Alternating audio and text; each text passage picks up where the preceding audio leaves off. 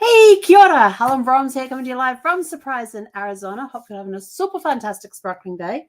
Oops, I'll take that away. Welcome to Before the Dirt Nut podcast number 1729. Yes, the answer will always be yes. So, some of you are probably going, what the heck are you talking about? Well, let me enlighten you. So, 109 years ago today, on the 25th of April in 1915, the Australian-New Zealand Army Corps invaded Gallipoli, and so started the bloodiest battle that New Zealand and Australia have ever known. That was 109 years ago today. 79 years ago today, in 1945, my late husband's parents were married in Denver, Colorado. And 26 years ago today, Brad proposed to me. That is why the answer is yes and will always be yes. And so on that day 26 years ago, I thought I'd take you for a little walk down memory lane with a little twist, because I've always talked about this story but never really had the detail. I've always told the story, and there's some details that I've been a little wishy-washy on because I wasn't 100% sure. So today I went looking and I found what I was looking for. So back to Brad came home and he said to me, I'm trying to remember what sort of a night. Was it a Friday night? Hang on. 25th of April, 1998. Oh, that tells me nothing. Hang on.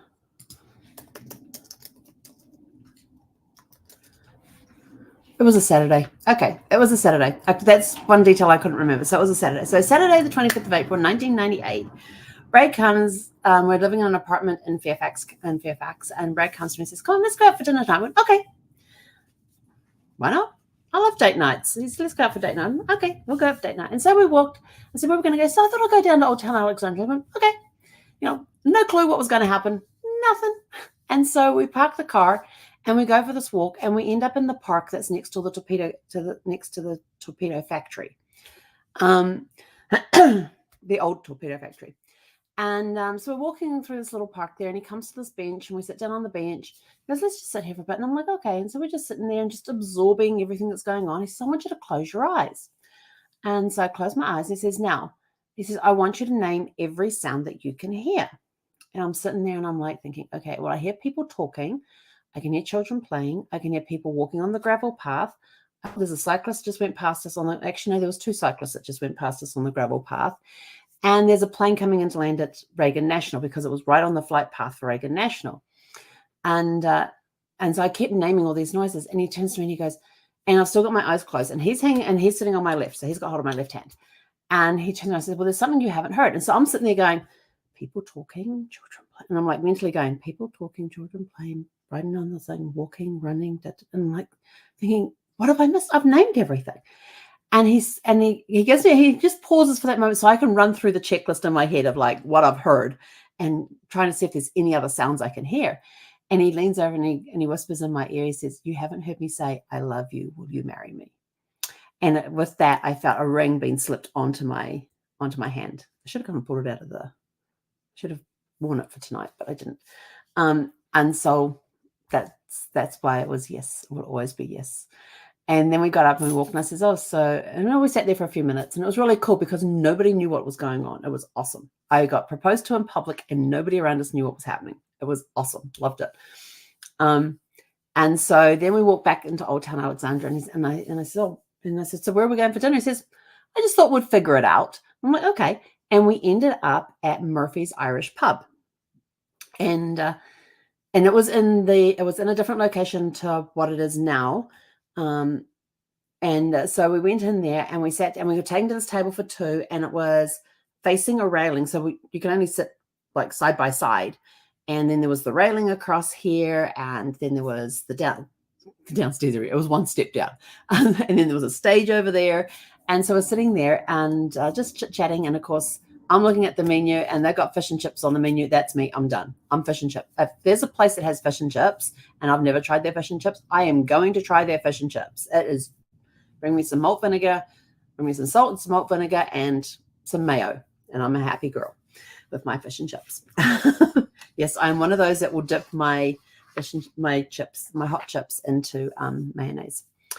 And I found, I've even improved it now, because if I have my bag with me, I always have oils in my bag. So I take out a drop of lemon oil into the mayonnaise. But if I don't have my bag with me, I will ask for lemon wedges and squeeze the juice into my mayonnaise and mix up. And I will tell you, lemon mayonnaise, amazing with fries, with hot chips.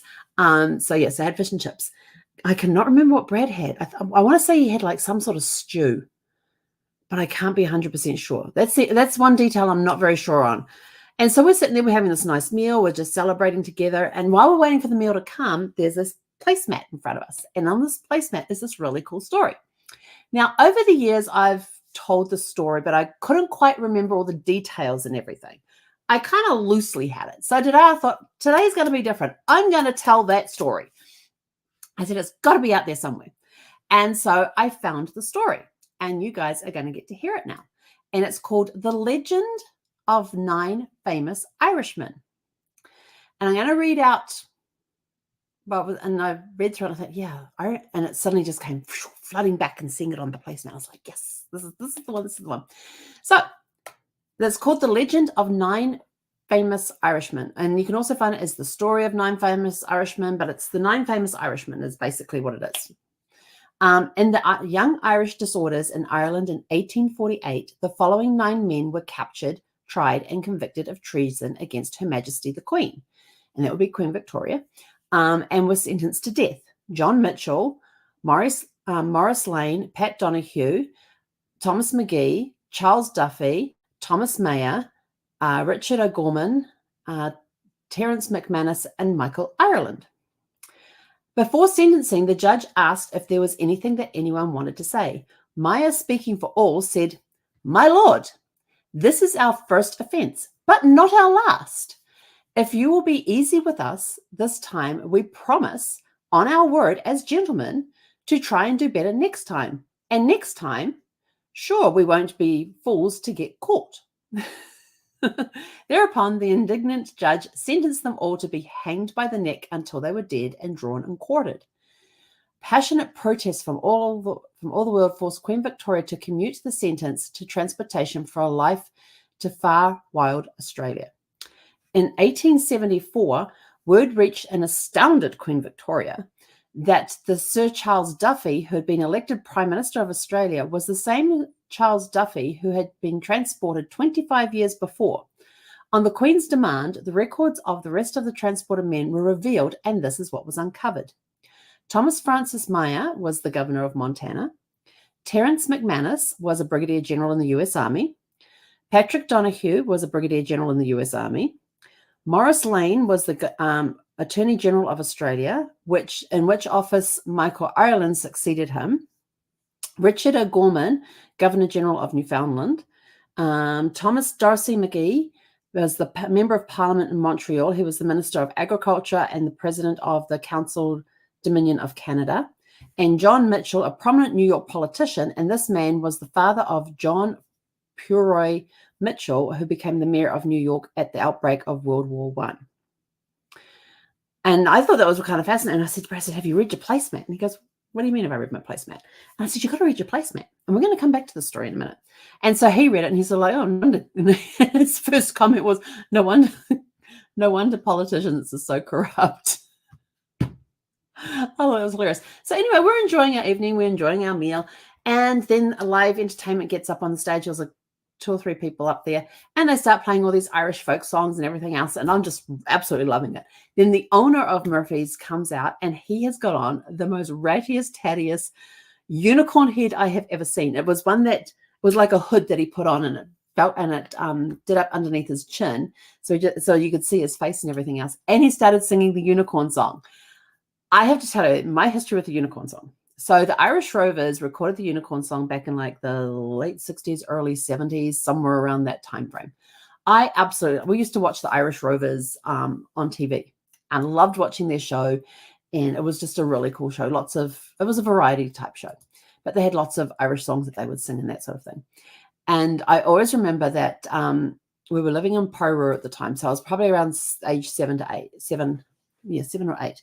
And I remember that there was a place where they were doing these massive earthworks, and they had these big, huge green earth moving machines. And they had these big fat tires on them, and they were very long. And I should have looked up a picture of it. But anyway, they had these big, massive, and they were green.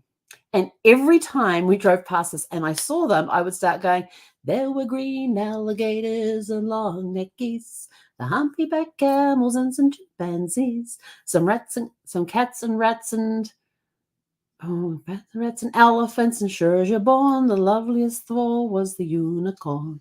And I used to sing that whole song. I used to know that whole song off. That's the only bit I remember now. And they started singing the unicorn song. And so I was like, yes, I'm into this. So we had a really great night. We had a great celebration for our engagement at this Irish pub. And it was just a fun-filled evening. The live entertainment was awesome. And I got to sing the unicorn song. It was even better. So now back to the legend of the 9 famous Irishmen. The little genealogist in me suddenly piped up today and thought, I wonder if any of this is true, or is it just legend? Because it says the legend. And some one versions I found said the story. And I'm like, I wonder how much of this is true. So I did some looking today. I didn't have a lot of time. So this is just what initially I found. I never did find out if, let's see. Former Prime Minister.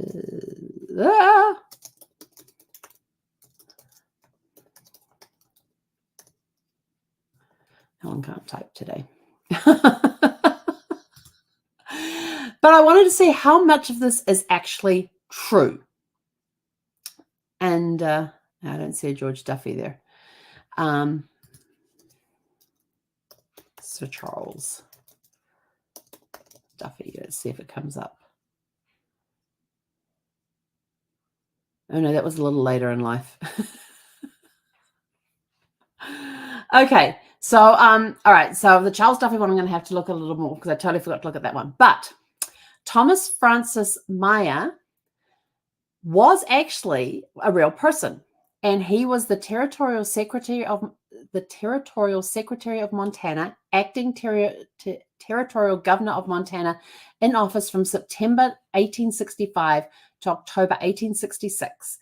And he was also a brigadier general in the Civil War and died on the 1st of July, 1867. So the fact that they said he was the governor of Montana was true. It was still a territory at the time. So he was a real person. Terence McManus, they said he was a brigadier general of the U.S. Army. No, I found a Terence Bellew, Bellew McManus, who was a shipping agent, who was part of this, part of the Young Irish disorder, who got shipped down to Australia, and how he escaped. And there's a story about how he escaped from there and ended up in the US. But he was not a brigadier. I could not find any reference to him being a brigadier general in the US Army, but I did find him as a shipping agent. Patrick Donahue. They said he was a brigadier general in the US Army in the legend. Could not find a Patrick Donahue in the US as a brigadier general, but I did find Patrick O'Donoghue, who was from the Young Irish, who was transported down to Australia, and he was actually a journalist, and he escaped from there and went to America. Let's see, Morris Lane, as they had him as the Attorney General of Australia, and now this is why you check facts. This is why you go and check stories like this. How much of it is true? Because if you're looking for genealogy, you go, oh, well, I have that name in my family tree. I have that name. So let's go see if there's any relation. Now this is one part I love about genealogy, is being able to go through and take a story like this. Is it true? Is it not true? And I got that little black thing flying around again. So how much of it is true? And when you get these family legends, now you've got to go and find out, is this story actually true? Is it based on truth? Is there some truth in it? Or is it completely made up? So this is where you start looking at this. So some of the story is based on truth and some of it is not. So you've got to go through and find the details. So Morris Lane, they had as the Attorney General of Australia, in which Michael Ireland succeeded him. Can't find any record either of Morris Lane or Morris Ireland. But then remember, I had a very quick look. I had a short time today. I probably spent about an hour on this earlier on today. And so I'd be ready for tonight. But that was just in that hour. This is what I was able to find out about these guys. And so I thought, it'd be interesting just to have a quick look. Now, if I had more time, could I find them? Maybe. If they were real people, absolutely. Then we could find some more information. Let's see. Richard O'Gorman was listed as the Governor General of Newfoundland. Couldn't find one. Could not find anybody with that name. But I did find Sir Stephen John Hill, that was the Governor General of Newfoundland from 1869 to 1876, which is during that period when Queen Victoria, in 1874, when Queen Victoria asked them to research what had happened to these guys. Thomas Diarchie McGee, Member of Parliament in Montreal, Minister of Agriculture, and President of the Council Domain of Canada. True. Absolutely true. I found all the information there for him, and he was actually assassinated on the 7th of April in 1868 in Ottawa. And it was by gunshot that he was done that. Let's see. And then John Mitchell was the last one I've got on this list. Prominent New York, they said he was a prominent New York politician. This man was the father of John Purroy Mitchell, who was the mayor of New York at the outbreak of World War I. John Purroy Mitchell was actually the mayor of New York from January 1st, 1914 to December 31st, 1917. His parents, however, were James Mitchell, who was a New York City fire marshal, but his grandparents, so James' father, John Purroy Mitchell's grandfather, in other words, James Mitchell's father, the New York City fire marshal, was actually John Mitchell, who was a journalist and an author. And that John Mitchell was also mentioned as being the young rebel, as part of the Young Irish Rebel, what was it called? The Young Irish Disorders. So out of that, there was John Mitchell, Thomas Diarchie, and so John Mitchell's one was a little different because it said that he was a politician. He wasn't really. He was a journalist and an author. He did try to run from US for a seat in the English Parliament for Tipperary, and I didn't find the full story on that one. I thought I'd got to go back and read that one in a little more detail because I was getting a little confused in there. Plus, I was running out of time. So I was able to find out that John Mitchell was actually a person who was a journalist and author, but he was the grandfather of John Purroy Mitchell, who was the mayor from 1914 to 1917. And John Mitchell had two sons. He had John and he had James, and James was the one that was the father of the one who later became the mayor.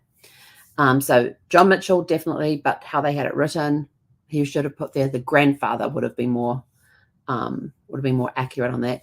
Thomas Diarchie, probably mispronouncing that one, McGee, definitely the Member of Parliament from Montreal, the Minister of Agriculture and the President of Council Domain, absolutely. Richard O'Gorman, yeah. Morris Lane and Michael Ireland, yeah. Patrick Donahue, founder Patrick O'Donoghue, so that one was in part true.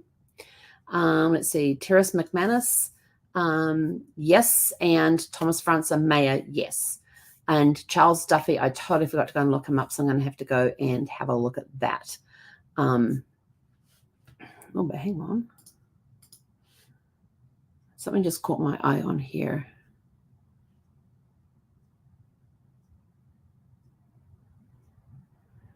Let's see, was he sent to... Okay, it's going to take a long time to read that one.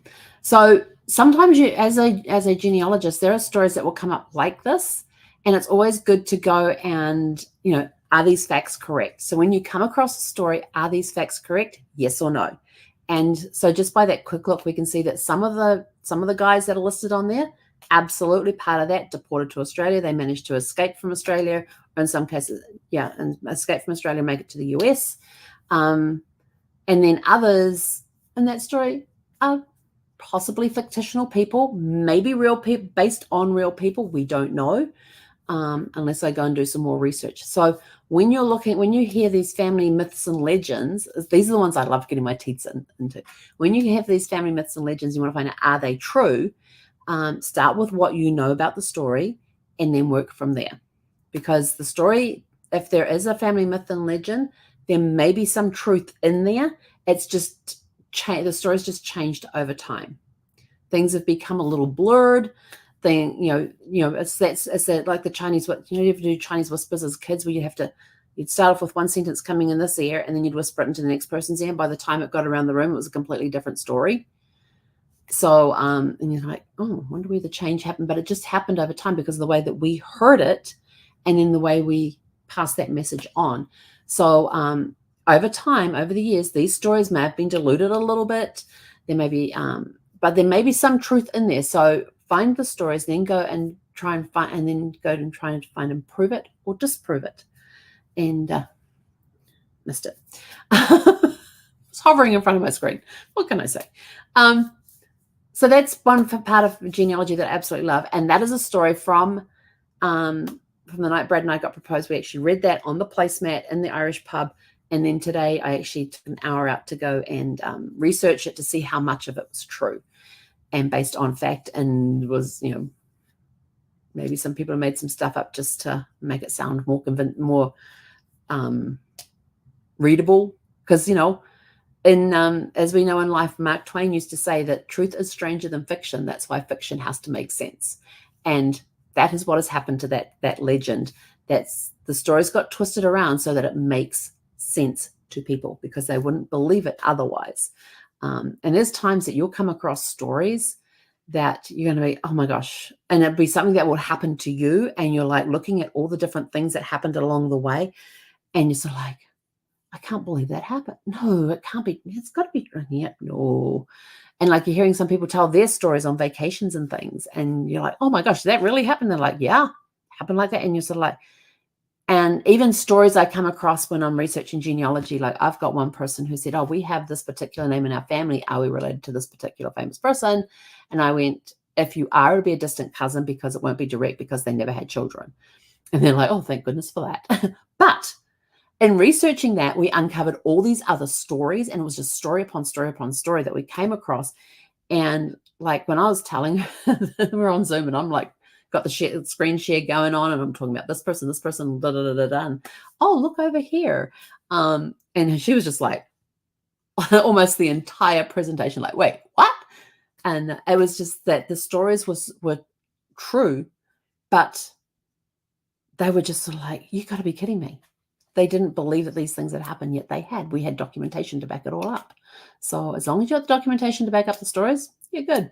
So anyway, so my question for you tonight is, what is your engagement story? How did you get proposed to? How did you propose to your spouse, or how did your spouse propose to you, depending who did the asking? How were you proposed to, or how did you propose? I love hearing. I'm a romantic person at heart. I love hearing love stories. I love hearing how people got proposed to. I love hearing about how people met. I just love those stories. And do you have any cool stories about how you celebrated your engagement after you guys got engaged? So anyway, that's it from us for this evening. We'll be back tomorrow evening at 6 p.m. Pacific. So go out, have a super fantastic, sparkling evening, and we will catch you then. Hei konara.